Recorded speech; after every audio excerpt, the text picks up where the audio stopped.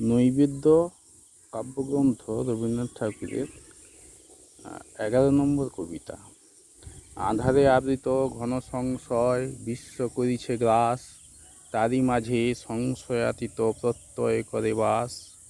বাক্যের ঝড় তর্কের ধূলি, অন্ধ বুদ্ধি ফিরিছে আকুলি, প্রত্যয় আছে আপনার মাঝে, নাহি তার কোনো ত্রাস।